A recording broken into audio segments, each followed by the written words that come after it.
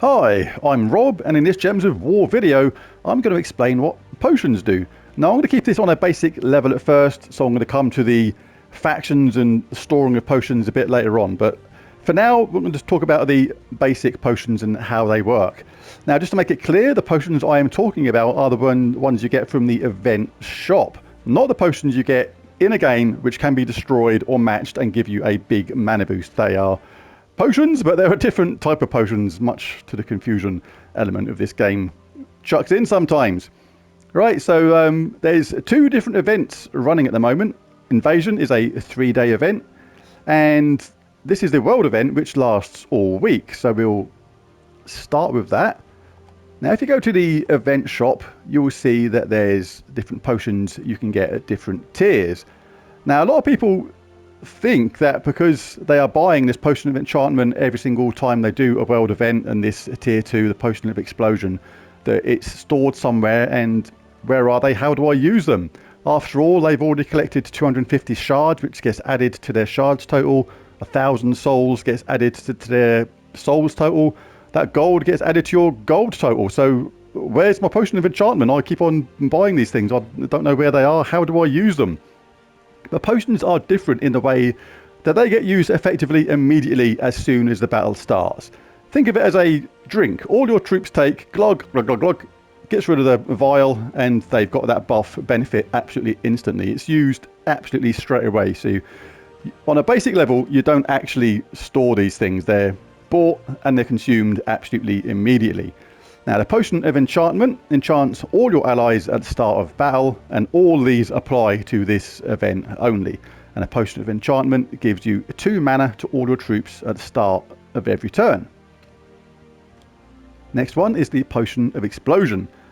Explodes 4 gems at the start of battle, assuming you have 4 troops remaining, because in the event of factions and delves, you can actually lose troops during the battle, and as such, you will explode 1 gem less per missing troop from your roster. But for normal events like this, where you start with 4 troops every single time, you will always explode 4 gems at the start of battle.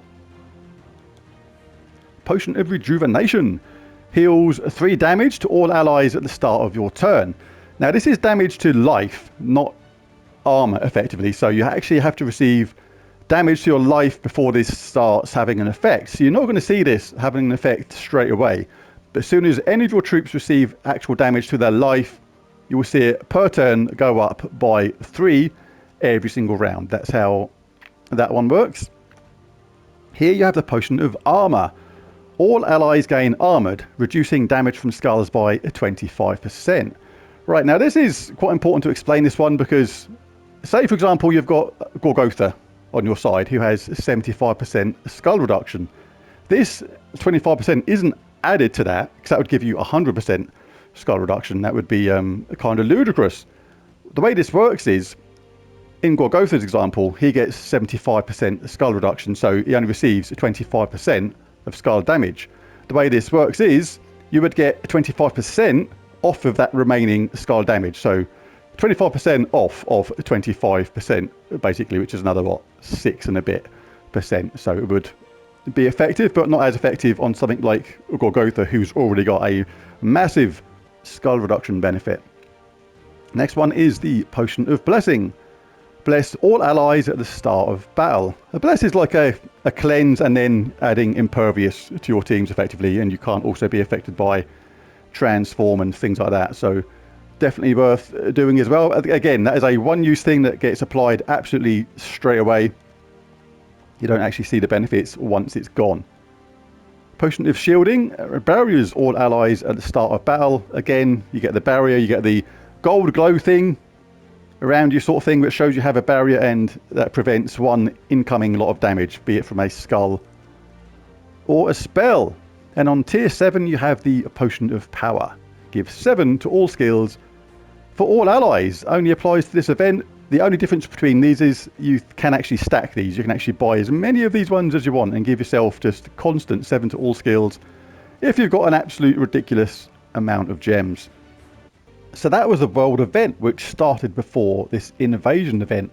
Now, you bought the Potion of Enchantment maybe from this event, so does it carry over to this one? No, it doesn't. You still have to buy the Potion of Enchantment or Tier 1 to get the benefit from this event. It does not carry over from that world event. Even though that started before, it is literally, each of these things is for this event only. It does actually say it.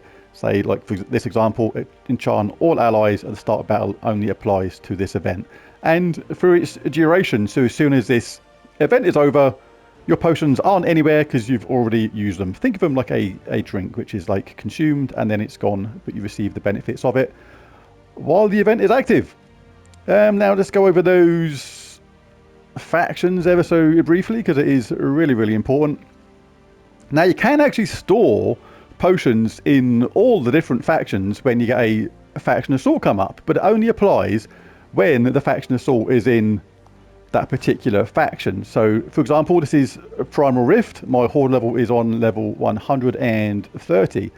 Now if we look at that, and if I bump down this preview Hoard level to less than 100, you'll see that all the potions just above that are locked. They got a padlock on it where it says Potion of Enchantment, Potion of Explosion and Potion of Rejuvenation.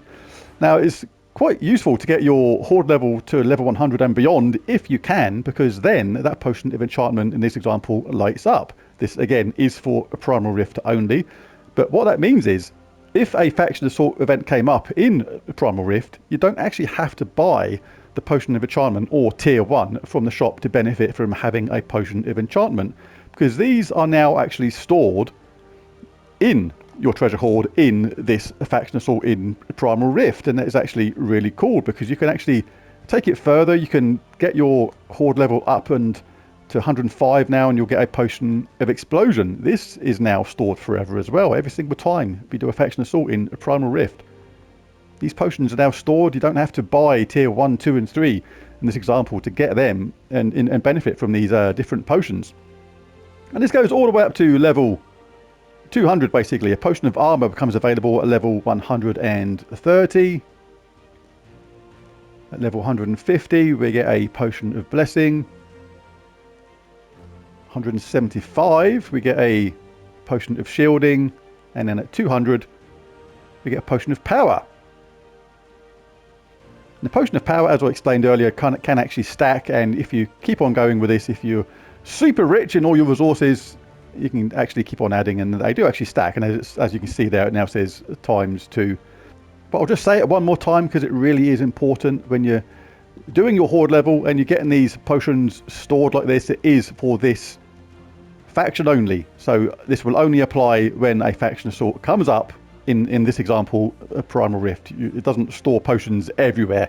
You have to get your hoard level up in all the different factions to benefit from those storing of potions. But other than that, like the world event, for example, you will have to buy the tier 1 to get the Potion of Enchantment every single time. It's only 30 gems and it does last all week, so it's still decent value. Same as the invasion. These kind of events, you're going to have to buy it every single time if you want to benefit from that. So that is how potions work. Hope that has cleared a few things up for some people out there, because this game is super confusing. There is a insane amount of stuff to learn in this game, and it's a slow process of just like absorbing everything slowly but surely. So there's a video. If you enjoyed it or found it helpful or useful, be really cool if you hit that like and subscribe button. Many more videos to come in the future, but most of all, thanks for watching this one, and I'll catch you again next time. Bye for now.